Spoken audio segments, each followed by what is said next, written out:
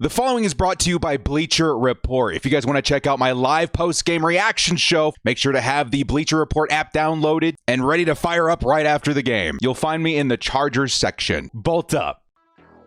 Yo to Bolt fam. It's the director. We're here to eat some crow today. I don't know, dude. It's tough. It's tough.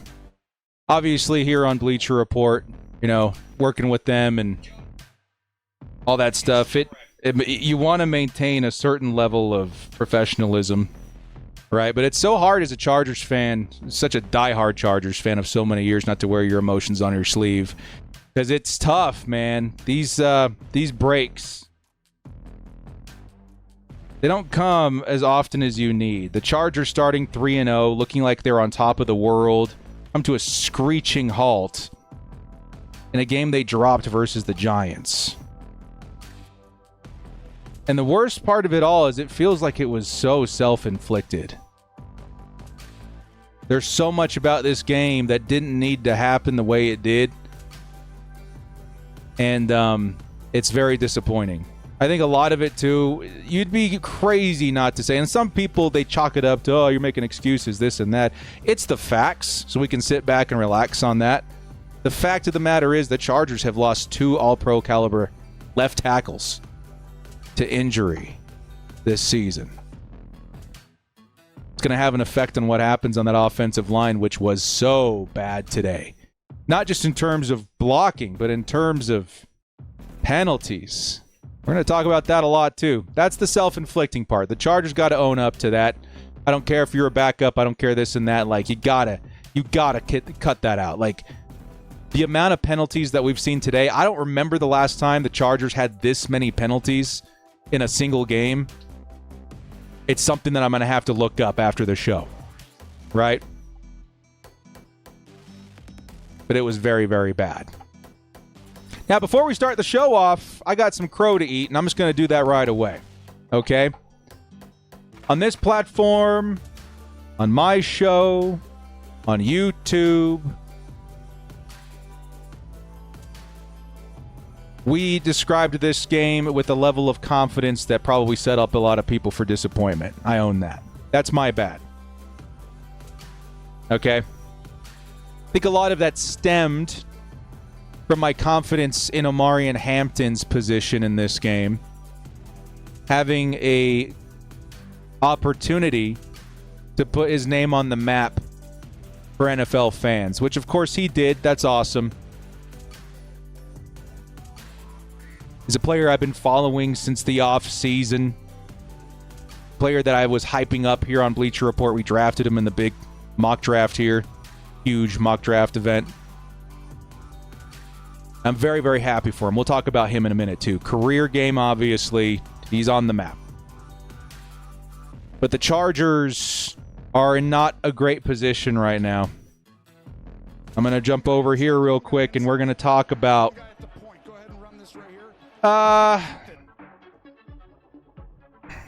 basically what is... Excuse me. Basically, what is a difficult situation for the Chargers going forward in terms of their offensive line, their depth.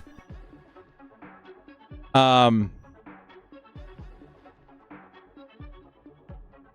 what they need to do in order to address it before the last leg of the season. We're going to look at some of their upcoming opponents in this video, too, because it's very important to understand where the Chargers are in terms of realistic outcomes for the rest of the season, because a lot of people are already kind of writing off the season because of this one loss to New York. Brutal loss, right? Tough loss. Didn't need to happen, but it doesn't define the season, and there's time to figure it out, but it's got to get figured out.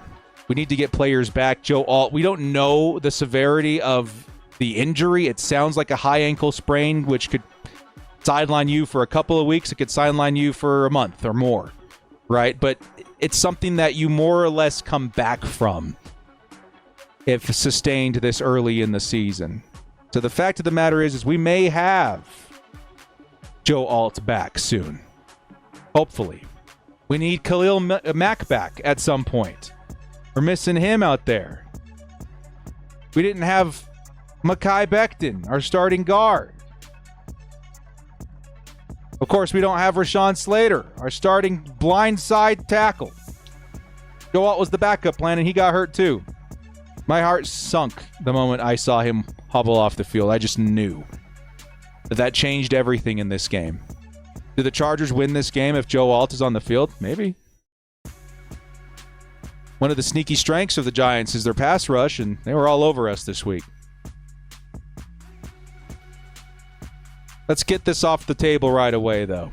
Justin Herbert, 200 yards, a touchdown, 2 interceptions, 2 sacks, but that does not paint the picture. He was pressured all day long. I don't know how much I put the 2 interceptions on Justin Herbert. I don't know how much I put this loss on Justin Herbert. Sure, he shares a considerable amount of the blame here. But you really got to watch that game, man. The stats don't paint the picture. Herbert had no time. Every single time we started sustaining a drive, penalties destroyed our opportunity to capitalize. Good field position, destroyed by penalties. Big plays, destroyed by penalties. Penalties. 2 interceptions. Consider this. One of them was batted up in the air, and by just pure unluck would land back in the arms of a Giants defender. Don't know how much I put that on Justin Herbert. The second interception was a route that Ladd McConkey flat out fell down on. Nobody there to contest the catch. Interception. Sure, maybe a risky ball. He can put that one on Herb a little bit, but not entirely. Stat line will say he had a terrible day. Sure, not a good day. But I don't know how much of that is truly on Justin Herbert and how much is getting shared between the O-line and just freak accident happenstance.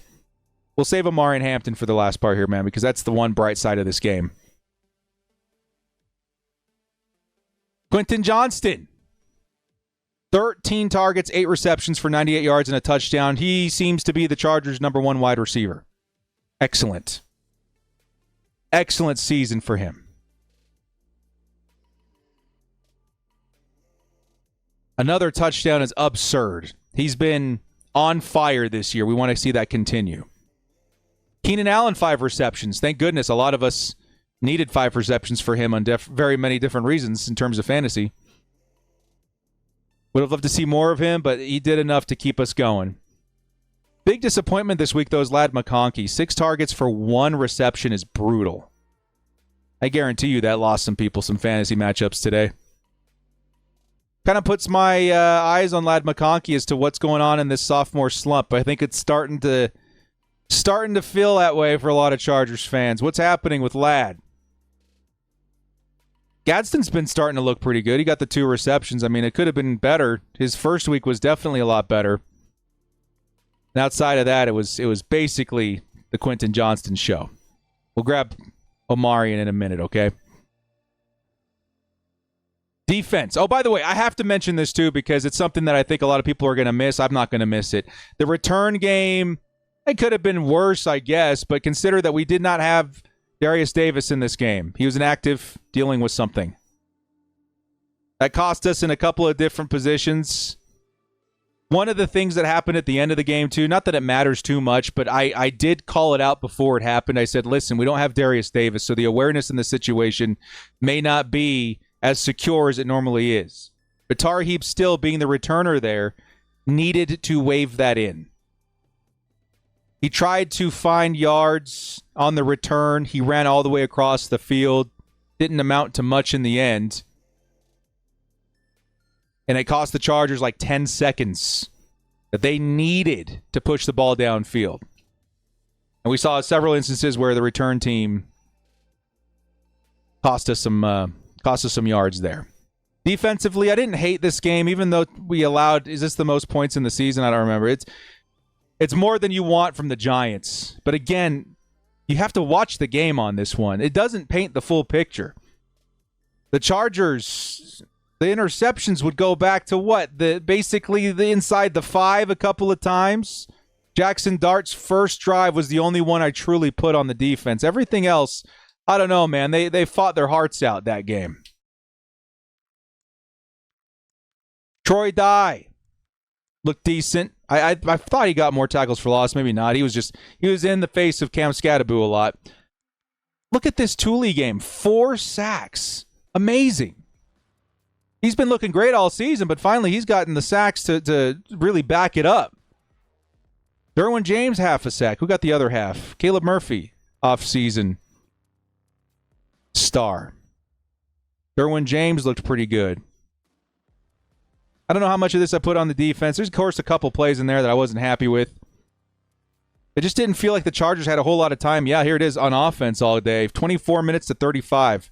Time of possession. Favor Giants. I'm saving Omari and Hampton for the last part here, guys, so we're going to go to the Giants real quick. Because I want to end on a high note. Omari and Hampton is one of the most exciting players I was watching over the offseason. Let's go off on a high note. Jackson Dart.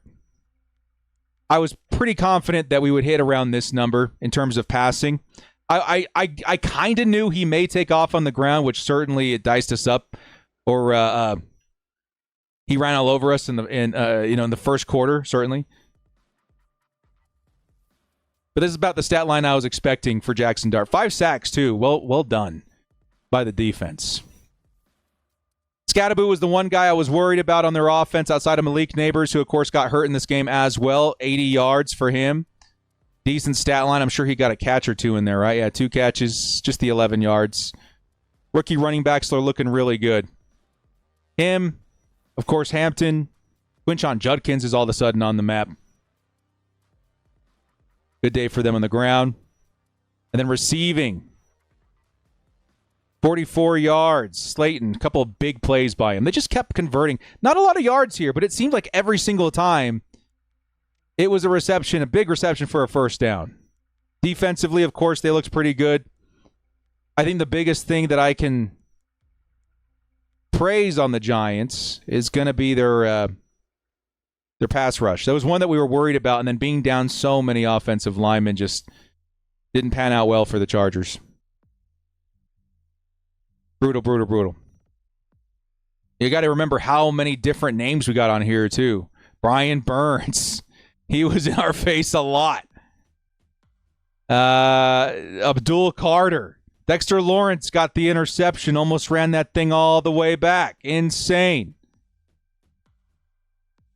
We're missing one. Thibodeau. Yeah, there he is. Kayvon Thibodeau. He got a sack, right? Yeah, he's one of the ones that got the sack.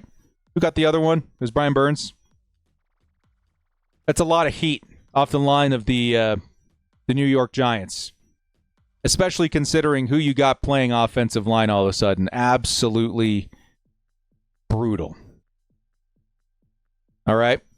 Let's talk about, finally, some of the highlights of the game for the Chargers that we can work off of going forward.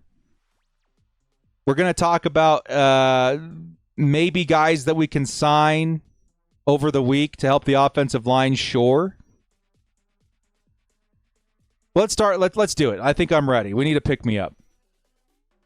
Marion Hampton, the player I was the most bullish on this week. We were very cocky about this game, but I think mostly because of this man right here, Marion Hampton, which I was very excited to get this opportunity. This is his first game versus a defensive line that isn't, I'm guessing, at least top half of the league. The Raiders line is sneakily very good versus the run. The Broncos are obviously crazy good on defense.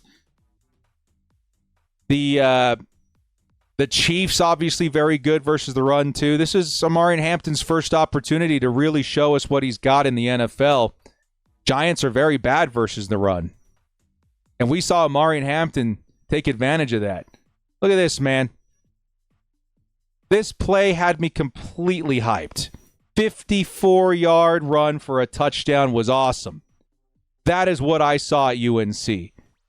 There was one run that it maybe I think only went for like 7 or 8 yards, but he just would not go down. That might be one of the most impressive runs of the night for me. It was only a 7 or 8 yard gain, but he shoved off like 3 or 4 defenders to make it happen. That happened on several instances this game. He just would not quit. That's really cool, man. it's starting to translate. He's becoming a face of the offense. And on top of that, one thing that I will say, I will take credit for. I didn't hear a lot of people talking about it. And it's really starting to come true.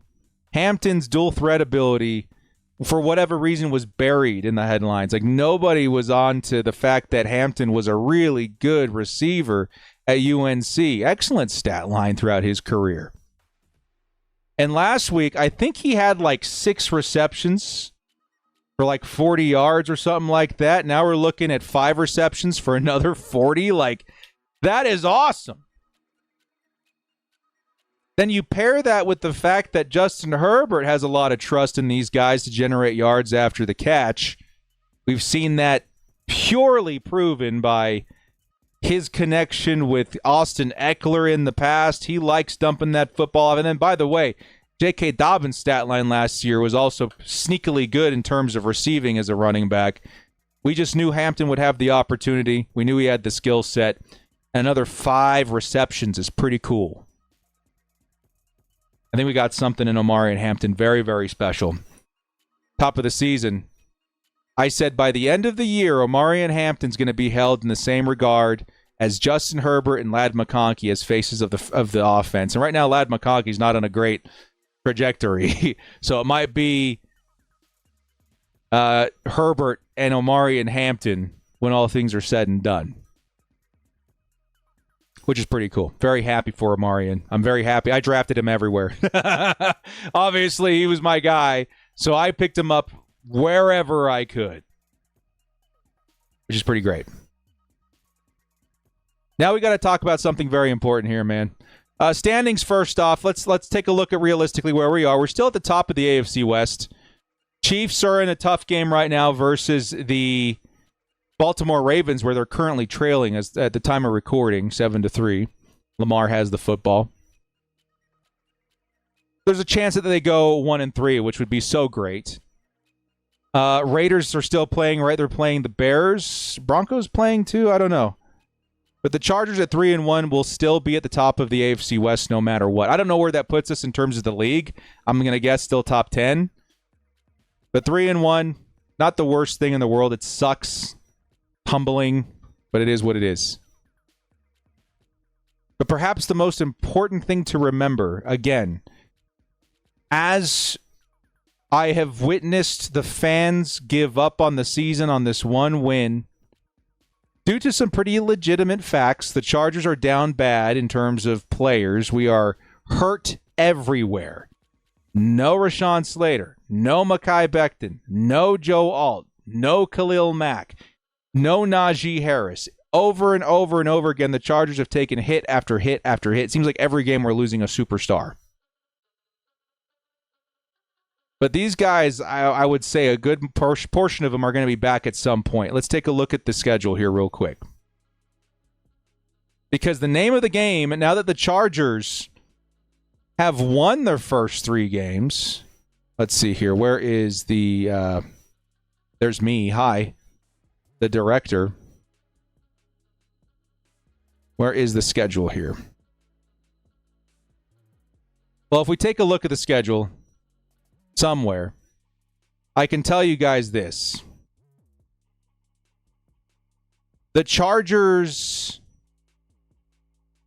Here we go. The Chargers' next few weeks set us up to survive until a lot of these guys come back. Okay? Week 5, Chargers. Let's see if we can find them down here. They play the Commanders. Winnable game.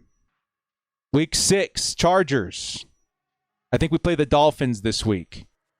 Yep, very winnable game. Week 7, we play the Colts. Gotta wait and see. They look pretty scary to start the season, but should be a semi-winnable game. Week 8, the Vikings. Do we see J.J. McCarthy back that week? That's when he's scheduled to be back. I kind of hope he is. Very winnable game. Week 9. I think this is our bye week. Right? Yeah, I think this is the Chargers. No, wait. Week 9, Titans. Very winnable game. They're 0-4 right now. Okay, Week 10, Is this our bye week? No, Steelers. I don't know what I was thinking. Steelers. Also, very winnable game. They're 3-1. Scary. But they don't look as scary as we thought they would on defense so far. Maybe they're ramping up. Still, pretty winnable.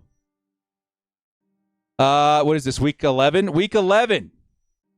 Jaguars. Very winnable game. And then I think week 12 is our bye week. Yes, that is our bye week. Followed up by week 13, we face the Raiders. Very winnable game. Okay?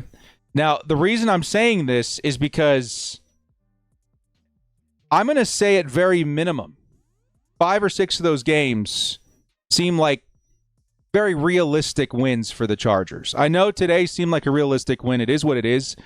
It put a lot of our concerns at the foreground that we got to figure out. It's not going to be that, fairy tale season that we were all hoping for with the Chargers going undefeated and this and that. But realistically, I don't know if that was going to happen. I certainly wish it wasn't versus the Giants. But the fact of the matter is, if we can survive up till week 14, which I think is our game versus the Eagles, right? If by week 14, December 8th, where we face the Eagles, if we can get back Joe Alt, if we can get back Khalil Mack, if we can try and stay healthy and get these critical pieces back on the team, maybe we have a shot at the last leg of the schedule, which again, there's the Eagles. Let me just kind of scroll through this. There's the Chiefs, the rematch in week 15, brutal.